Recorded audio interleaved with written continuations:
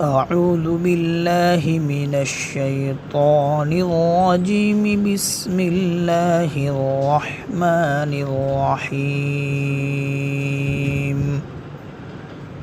إذا زلزلت الأرض زلزالها وأخرجت الأرض أثقالها وقال الإنسان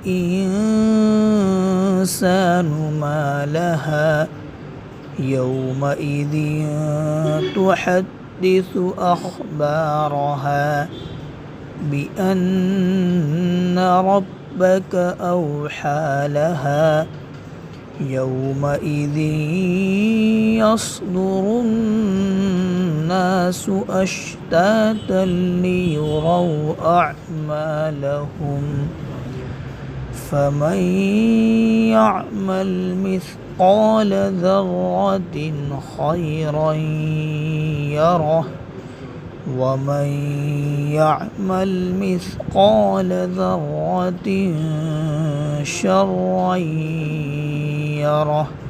صدق الله العظيم.